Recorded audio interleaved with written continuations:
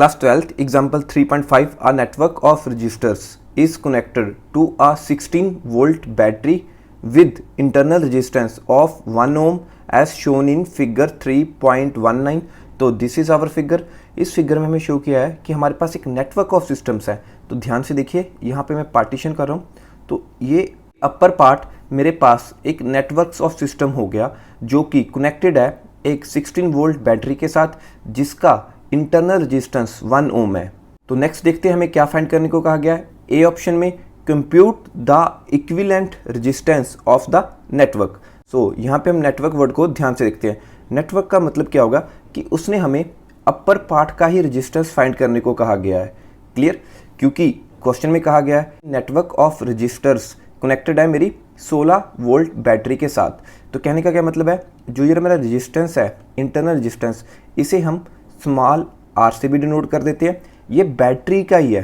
तो सबसे पहले हम यहाँ पे नेमिंग दे लेते हैं अपने रजिस्टर्स को। लेट हम इस 4 ओम के रजिस्टर्स को नाम दे लेते हैं R1, इसे R2 और नाम दे लेते हैं R3। तो इसी तरह C और D के बीच में जो अपर साइड रेजिस्टेंस है उसे हम नाम दे लेते हैं R4 और C और D के बीच में जो रेजिस्टेंस डाउन साइड है उसे हम नाम दे लेते हैं R5। तो अब हम इनका इक्विवेलेंट रेजिस्टेंस फाइंड करना स्टार्ट कर देते हैं। सो देखिए, between points A and B मेरे पास दो रेजिस्टेंस आ गए, नेमली R1 एंड R2। अब देखिए R1 and R2 parallel arrangement में लगे हुए हैं। So equivalent resistance between A and B हम कैसे फाइंड करते हैं? By the formula like equivalent resistance R equivalent. कौन कौन से रेजिस्टेंस हो गए? 1 and 2, 1 and 2 is equal to, अब ये पैरेलल कॉम्बिनेशन में है, so R1 into R2 divided by R1 plus R2। यहाँ पे हम सिर्फ अब वैल्यू सब्स्टिट्यूट कर देते हैं। So my R1 is equal to 4 ohm and R2 also 4 ohm divided by 4 plus 4। अब इसे हम सिंप्लीफाई करें लाइक 4 इंटू 4 ऊपर ही रहने देते हैं। तो यहाँ से मैं 4 कॉमन लूँ तो 4 कॉमन लिया तो पीछे क्या बच गया? 1 प्लस 1। तो एक 4 से एक 4 कट गया, तो ये मेरे पास आ गया 4/2। अब इसे फर्दर कैंसिलेशन करके देखें, 4 divided by 2 is equal to 2 Om.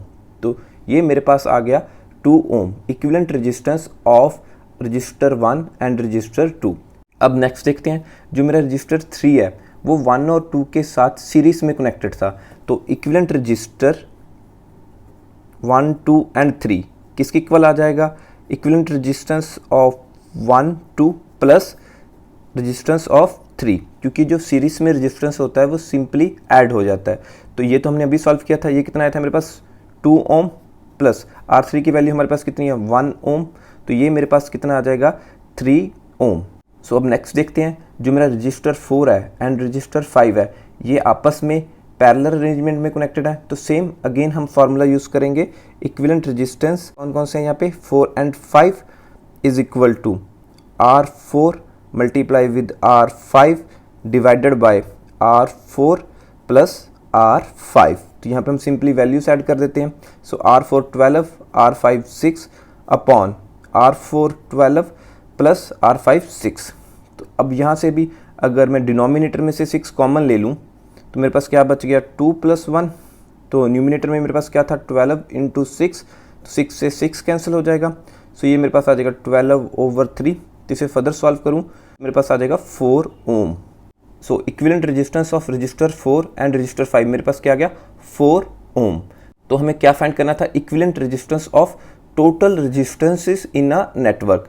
So let इसे हम कैपिटल R से डिनोट कर देते हैं। तो ये किसकी इक्वल हो जाएगा? Sum of all the equivalent resistances जो हमने अभी कैलकुलेट किए हैं। सो फर्स्ट हमारे पास 1, 2, 3 का कितना आ गया था? 3 ओम।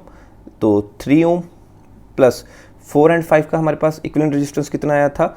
4 ओम। तो इसे हम सिंपली ऐड करें तो ये मेरे पास आ जाएगा 7 ohm. So this is my answer कि total resistance of a network, और आप कह सकते हैं equivalent resistance of a network 7 ohm आएगा। तो मेरे पास जो नेटवर्क था, जैसे हमने इसे डिवाइड किया था अपर पार्ट का, वो कितना आ गया? 7 ओम। जब तक हमें कहा ना जाए कि सर्किट यूज़ करना है ना, find the equivalent resistance of circuit, तब जाकर हम इंटरनल रेजिस्टेंस को कंसीडर करेंगे। क्योंकि यहाँ पे एग्जामिनर ने पहले ही बता दिया था कि नेटवर्क बैटरी से अलग है। क्लियर? सो अब इसका बी पार्ट देखते हैं। सो बी पार्ट में हमें क्या कहा गया है, obtain the current in each resistor. अब हमें फाइंड करनी है करंट की वैल्यू इन ईच रजिस्टेंस, कि कितना करंट जा रहा है थ्रू ईच रजिस्टर। तो सबसे पहले हम फाइंड कर लेते हैं total current in the circuit. So the total current in circuit. अब हम बात कर रहे हैं होल सर्किट की, जिसमें अब बैटरी भी है। क्यों, करंट तो बैटरी के बिना जाएगा ही नहीं, तो हमें बैटरी को इंक्लूड ही करना पड़ेगा अपने इस सर्किट में, और आप जा कह सकते हैं इस नेटवर्क में। तो अब मेरी बैटरी इंक्लूडेड होगी, बैटरी के साथ साथ इसका इंटरनल रेजिस्टेंस भी इंक्लूडेड हो गया। So according to formula of total current, I is equal to epsilon, मतलब EMF of a battery divided by capital R, मतलब total resistance of network, plus R जो इंटरनल रेजिस्टेंस ऑफ हमारा battery है वो भी आएगा। सो अब यहाँ पे टोटल रेजिस्टेंस ये मेरा R प्लस R होगा। सो यहाँ पे हम वैल्यू सब्स्टिट्यूट कर देते हैं। सो EMF हमारे पास कितना है, 16 वोल्ट। R अभी हमने कैलकुलेट किया है 7 ohm, plus R internal resistance battery कितना है 1 ओम, सो 1 ओम।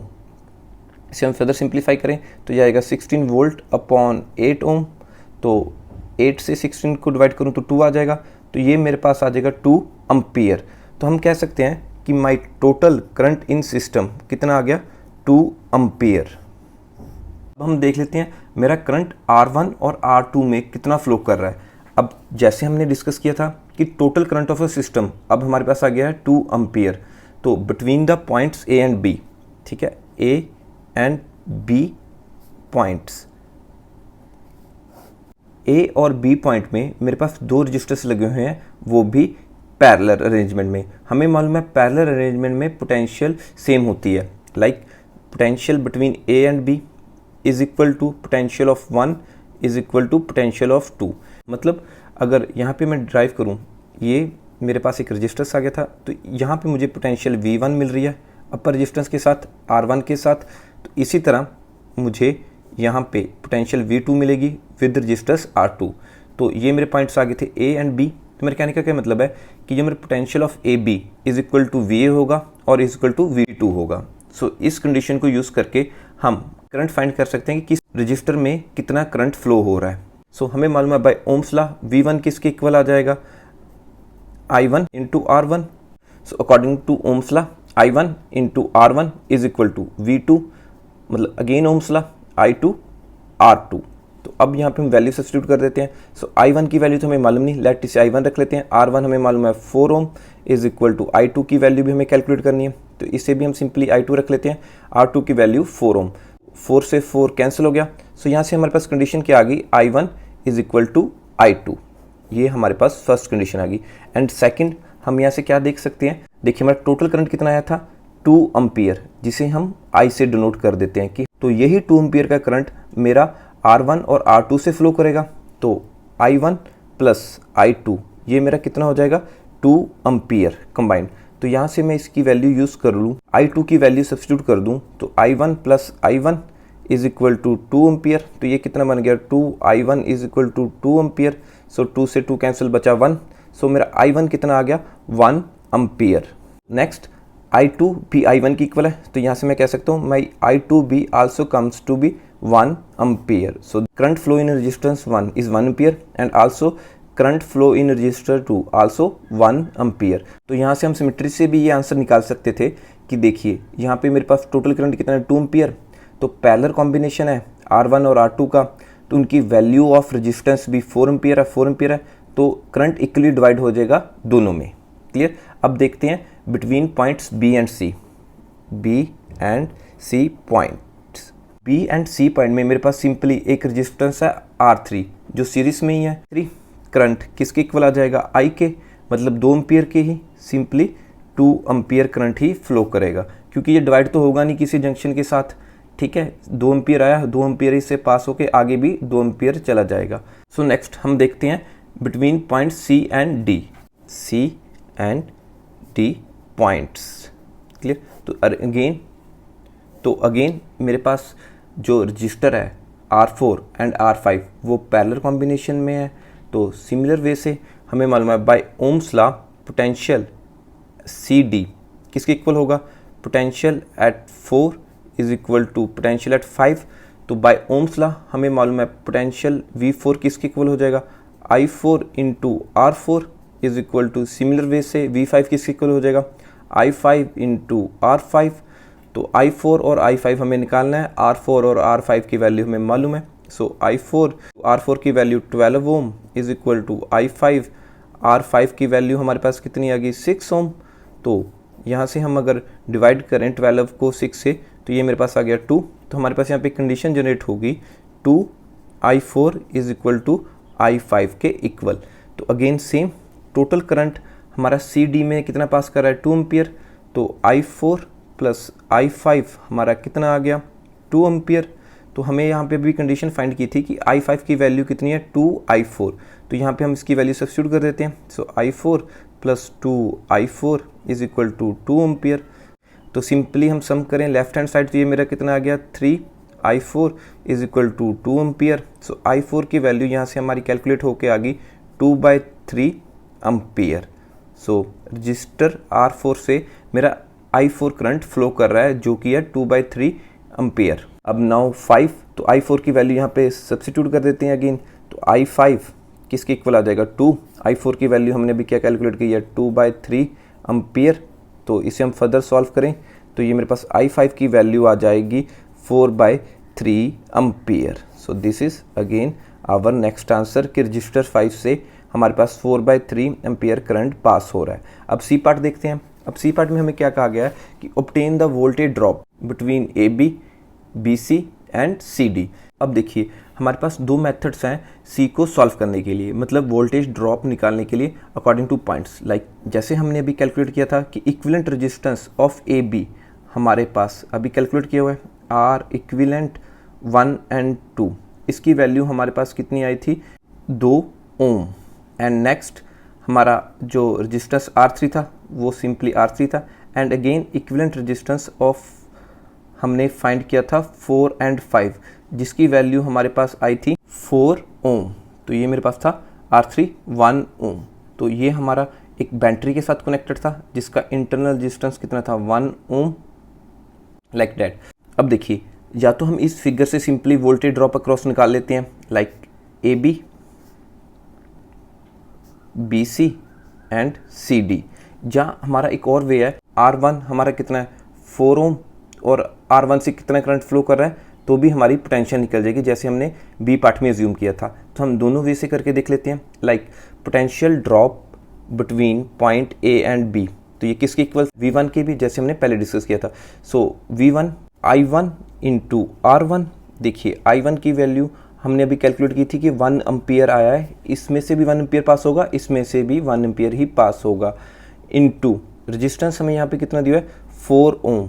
तो यहाँ पे मेरा पोटेंशियल कितना आ गया, 4 volt between points A and B। तो सिंपली आप अल्टरनेटिव वे से, सेकंड वे से भी कैलकुलेट कर सकते हैं, लाइक इक्विवेलेंट रेजिस्टेंस को यूज़ करते भी। तो देखिए टोटल करंट कितना पास कर रहा है यहाँ से, 2 एम्पियर। तो इक्विवेलेंट रेजिस्टेंस कितना आया था, 2 ओम। तो यहाँ पे हम कह देंगे कि equivalent resistance of 1/2 into total current, जो हमने सिंपली I से डिनोट करते हैं। सो ये कितना था, 2 ओम इंटू 2 एम्पियर। तो ये भी मेरे पास कितना आ गया, 4 वोल्ट। आप इसको किसी भी तरीके से फाइंड कर सकते हैं। नेक्स्ट अब हम देखते हैं potential drop across B and C। तो B और C में सिंपली मेरे पास एक रजिस्टर लगा हुआ है जिसकी वैल्यू है 1 ओम। तो इसका I3 इंटू I3, मतलब, और सिंपली आप I भी कह सकते हैं क्योंकि इसमें 2 एम्पियर ही करंट फ्लो करेगा। सो I3 की वैल्यू कितनी है हमारे पास, 1 ओम इंटू I3 की वैल्यू हमारे पास कितनी है, 2 एम्पियर। तो इसे सिंपली सॉल्व करें तो ये मेरे पास आ जाएगा 2 वोल्ट। सिमिलरली अब हम पोटेंशियल ड्रॉप अक्रॉस C और D निकाल लेते हैं। So potential drop across C and D। तो देखिए यहाँ पे हम इक्विवेलेंट रूल को यूज़ कर लेते हैं। सो इक्विवेलेंट रजिस्टर के रूल को यूज़ कर लेते हैं। So equivalent resistance of 4 and 5 into total current, जो सिंपली हम I से डिनोट करते हैं। तो ये हमारे पास कितना आ रहा था, 4 ओम इंटू I हमारे पास कितना टोटल, 2 एम्पियर। तो ये मेरे पास कितना आ जाएगा, 8 वोल्ट। तो ये सभी पोटेंशियल ड्रॉप अक्रॉस हमारे निकल गई। तो अगर इन्हें सम करूं, like total potential drop across a network, clear, हम नेटवर्क की बात कर रहे हैं, तो मेरे पास कितनी आ जाएगी, 4 volt plus 2 volt plus 8 volt. ये तो हमारा और पार्ट था जो आपको हमने समझाया था कि हम ऐसे भी निकाल सकते हैं। तो इन्हें सम करूं तो ये मेरे पास आ जाएगा 14 वोल्ट। तो हमें ईएमएफ कितना दिया हुआ था, 16 वोल्ट। हम वोल्टेज लॉस को भी ईजिली निकाल सकते हैं। लाइक लॉस ऑफ वोल्टेज, हमारी कितनी वोल्टेज लॉस हो रही है ड्यू टू इंटरनल रेजिस्टेंस। हमारे पास ईएमएफ कितनी थी, 16 वोल्ट। तो हमारी सर्किट में हमारे पास पोटेंशियल कितनी मिली, 14 वोल्ट। तो सिंपली 16 माइनस 14 वोल्ट, तो ये हमारे पास आ जाएगा कितना लॉस हो रहा है पोटेंशियल में ड्यू टू इंटरनल रेजिस्टेंस, वो आ गया 2 वोल्ट का। तो ये लॉस आप कैलकुलेट भी कर सकते हैं अकॉर्डिंग टू फिगर। तो देखिए मेरे पास 1 ओम का जो रेजिस्टेंस है वो सीरीज में लगेगा ऑलवेज विद द नेटवर्क। जो हमारा इंटरनल रेजिस्टेंस होता है वो ऑलवेज सीरीज में ही कनेक्ट होता है। तो यहाँ से भी मेरे पास 2 एम्पियर करंट आ रहा है। तो आगे रेजिस्टेंस कितना है हमारे पास 1 ओम, तो ये भी मेरे पास कितनी वैल्यू आ जाएगी आई आर की। तो आई मेरे पास कितना था 2 एम्पियर, आर कितना मेरे पास 1 ओम। तो इसे भी कैलकुलेट करूँ तो ये मेरे पास कितना बन जाएगा 2 वोल्ट। ठीक है, तो यहाँ से भी हम सिंपली कह सकते हैं कि हमारे पास 2 वोल्ट ड्रॉप हो रहा है। इसीलिए हमें सर्किट को चलाने के लिए चाहिए था 14 वोल्ट, पर हमने लगाई बैटरी 16 वोल्ट की, ताकि जो है हमारा 2 वोल्ट यहाँ पे लॉस हो रहा है उसे हम कंपनसेट कर सके। तो नेक्स्ट हमारे पास एक फार्मूला भी है इस रिलेशन के लिए। V मतलब पोटेंशियल, V मेरे पास टर्मिनल पोटेंशियल होता है, और epsilon EMF of battery minus IR। R stands for internal resistance और I total current of system.